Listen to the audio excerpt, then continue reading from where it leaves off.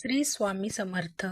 नमस्कार मंडळी, स्वागत आहे तुमची माझी या यूट्यूब चॅनलवरती. आजचा दिवस तुम्हाला खूप छान सुखाच्या आनंदाच्या जाऊ हीच मी स्वामींच्या चरणी प्रार्थने करते. आज या नवीन व्हिडिओला सुरुवात करते. उद्या 19 एप्रिल वार रविवार आणि या दिवशी आलेली आहे अक्षय तृतीया.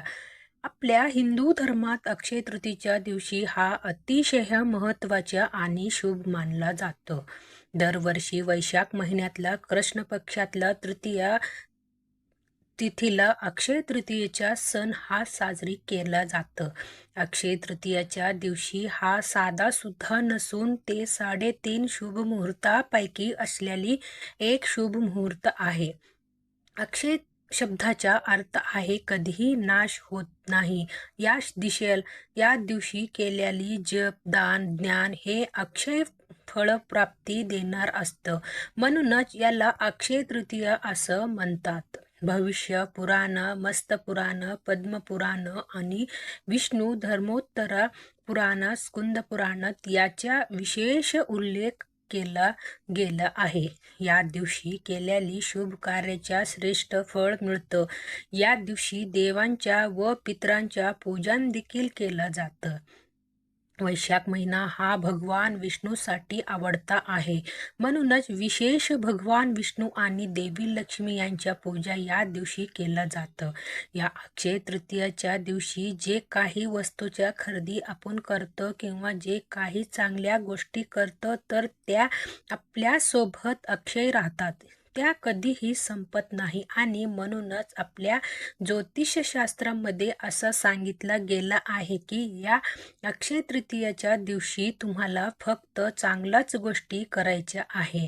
या दिवशी जर तुम्ही चांगल्या गोष्टी केल्या तर त्या निश्चित राहतात.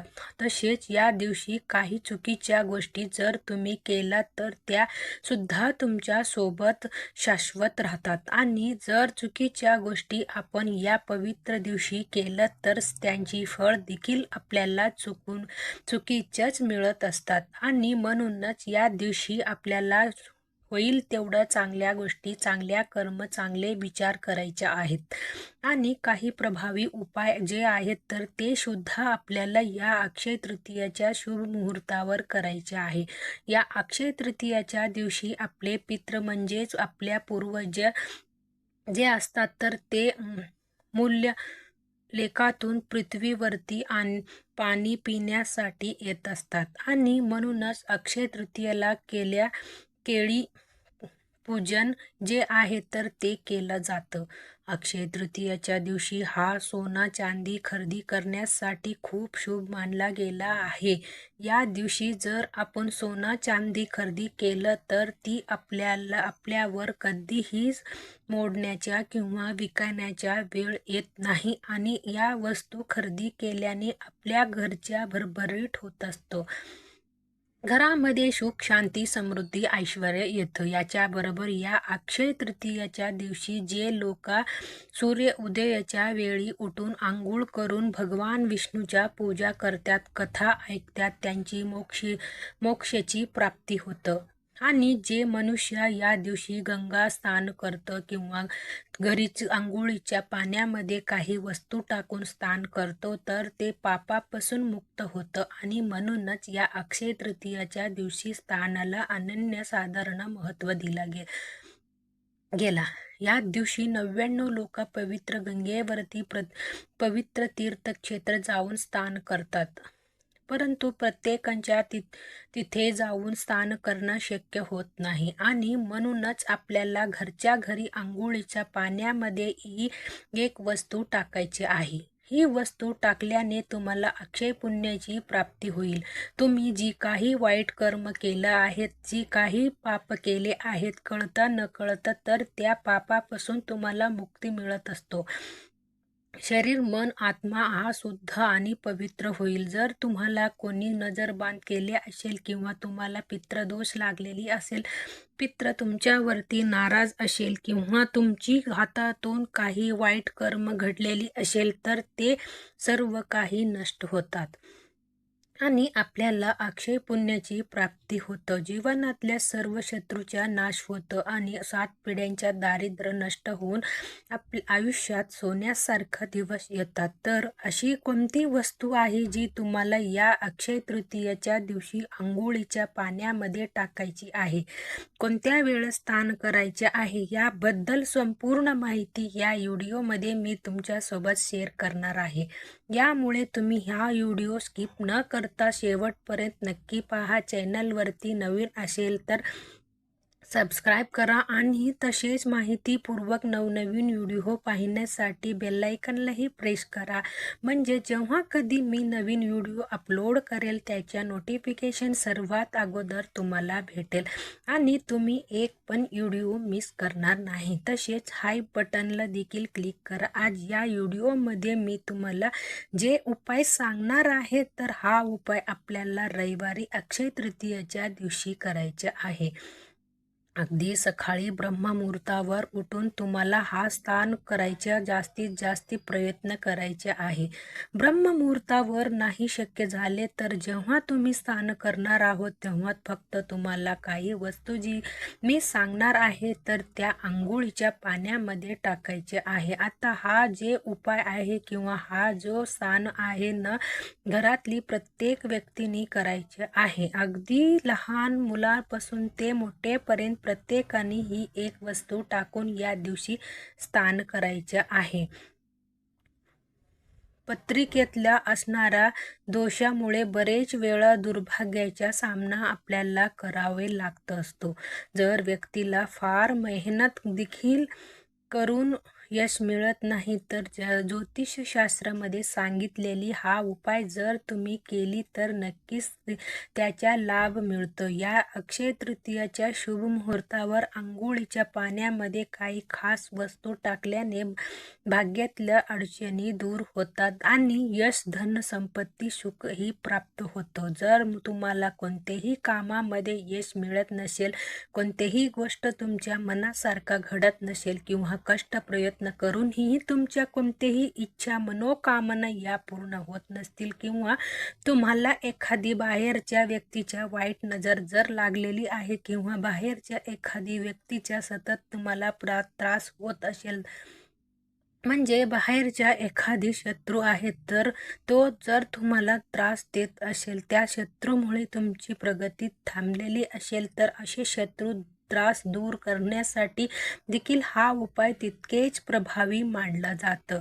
याच्याबरोबर जर तुमच्या कुंडलीमध्ये पितृदोष असेल आणि पितृदोषामुळे जर तुम्हाला अनेक समस्या सामना करावे लागत असेल, सतत तुमची चिडचिडी होत असेल, तुमच्याकडे पैसे येत नाही किंवा पैसे आली तरी टिकत नाही, सतत पैशाचे अडचणी तुम्हाला येत असतील तर हा उपाय तुम्ही आवर्जून करा. कारण प्रत्येकाला वाटत असेल की माता लक्ष्मी आणि भगवान कुबेरांच्या कृपादृष्टी ही आपल्यावरती कायम राहावी.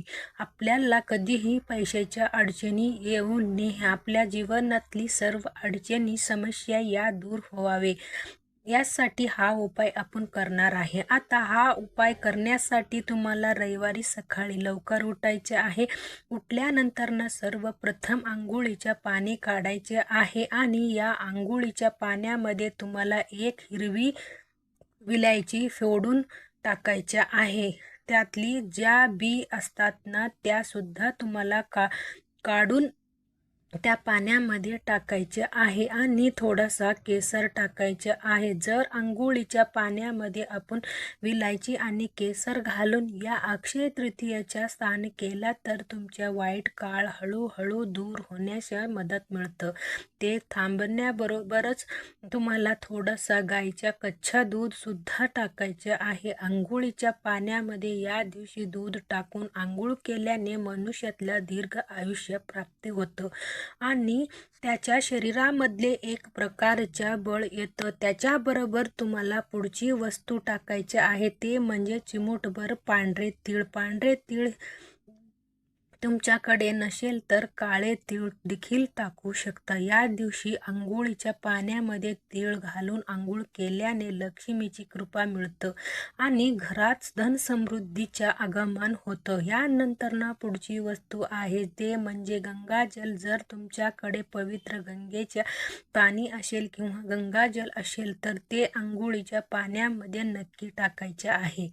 यामुळे मन शांती राहतं आणि आयुष्यात सुख शांती येतं. गंगेचे पुण्य सारखेच आपले शरीरही पवित्र होत असतं आणि म्हणून थोडासा गंगाजल सुद्धा टाकायचे आहे.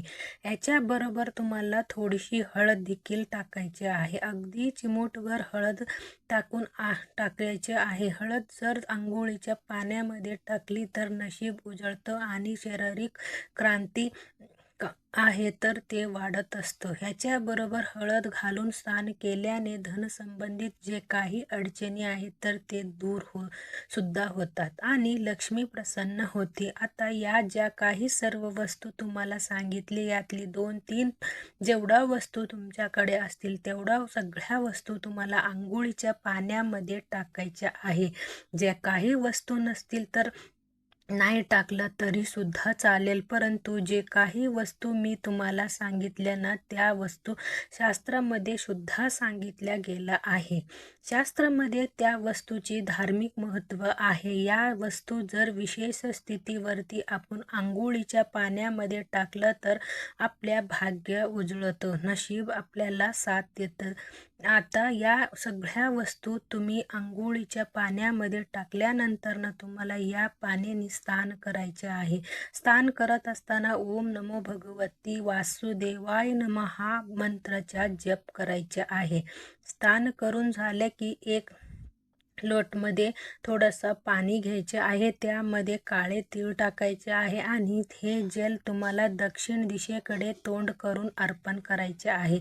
कारण ह्या दिवस पूर्वजांच्या सुद्धा समर्पित आहे. या दिवशी आपले पूर्वज असतात ना ते आपल्याला भेटण्यासाठी आपल्या घरी येतात आणि दक्षिण दिशा ही पूर्वजांच्या दिशा मानली गेला आहे. यामुळे दक्षिण दिशेला हे जल तुम्हाला ओम पितृदेवाय नमः हा मंत्र म्हणून हे जल अर्पण करायचे आहे. पितरांना प्रार्थना करायची आहे. क्षमा करायचे आहे आणि यानंतर स्वच्छ कपडे परिधान करून आपल्या देवघरातल्या देवीच्या विधिवत पूजा करायची आहे. धूप दीप अगरबत्ती लावून घरातली वातावरण ही प्रसन्न करायचे आहे. आपल्याला घरामध्ये अष्टलक्ष्मी प्रसन्न होण्यासाठी, घरातली दारिद्र्य ही निघून जाण्यासाठी, घरामध्ये धन संपत्ती पैसा हा येण्यासाठी माता लक्ष्मीच्या मनोभावी प्रार्थना करायची आहे. त्याच्याबरोबर तुमच्या देवघरामध्ये तुम्हाला माता लक्ष्मीच्या फोटोसमोर एक 16 मुखी वातीचा दिवा हा सुद्धा लावायचा आहे. हा दिवा कणकेचा बनवला तरीही चालेल. दिव्यामध्ये शुद्ध गाईचा तूप घालायचा जास्तीत जास्त प्रयत्न करा. शुद्ध गाईचा तूप नसेल तर तेल घातला तरी चालेल आणि हा दिवा जे आहे ना ते तांदूळावरती लावा. म्हणजे तांदूळाच्या आसान घेऊन त्यावरती हा दिवा लावला तर अतिशय उत्तम. हा दिवा जर आपण लावलं ना आपल्या घरामध्ये अष्टलक्ष्मी वास करते आणि घरातली दारिद्र्य जी आहे तर ते दूर होतं. याच्याबरोबर या दिवशी तुम्हाला दिवसभरामध्ये केव्हा शक्य होईल तेव्हा पाण्याचे दान करा.